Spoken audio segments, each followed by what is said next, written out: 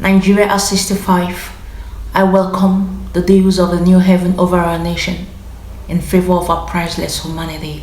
This change will be anchored on redefining the essence of our individual and collective services, both in the public, political, and private services, according to the eternal purposes and plan for which the Creator made human sustenance a shared effort.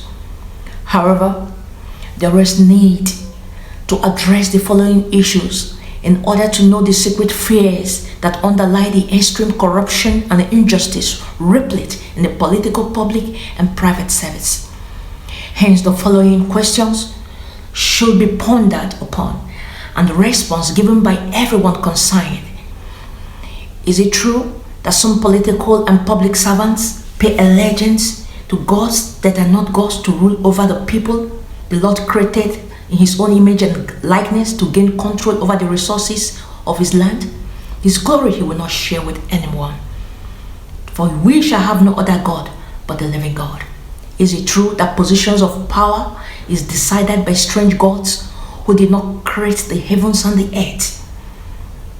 Did any leader ever have to give a demonic sacrifice or swear allegiance to any name besides the Christ, which now makes it impossible for you to do the good that you wish to do, but the evil that you do not want to do, that you find yourself doing?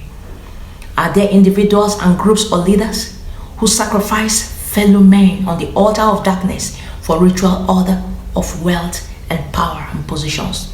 Is it true that some amongst us enter into dominic covenant with fallen kingdoms of the world to perpetuate killing of men made in the image and likeness of the living God?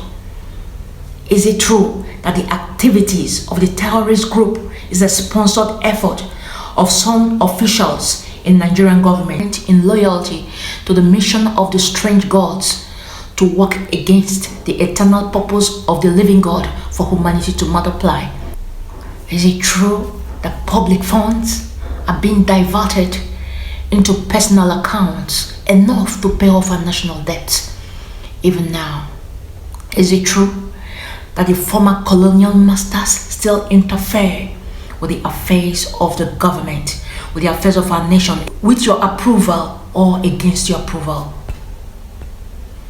Is it true that top positions in the public and political service are gained through loyalty to godfathers rather than by the content of their character?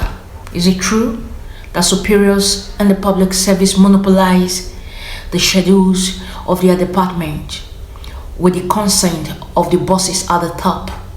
Is it true that some public servants do not give freely of their services to their clients and colleagues, and some engage diabolical means to inhibit and destroy the efforts of lives of fellow workers? And just to mention but a few. If these aforementioned cases are correct but not intentional, I implore everyone concerned not to give one more try for their grievous offense in the eyes of the Maker. But if they are intentional and born out of greed and quest for power, caused not by fear, but a deliberate action, take against the mandate of the living God for mankind to multiply and His laws, then this is the verdict of the honor of the nations. He says, because you are not living, you will not live. He came that we might have life and have it in abundance. And further, I want to ask that within the days of man, let us pick a date for a referendum and a collective review of our national constitution in honor of the living God. This action will enthrone His mercy to prevail in favor of anyone who has been under pressure to work against our humanity. Shalom.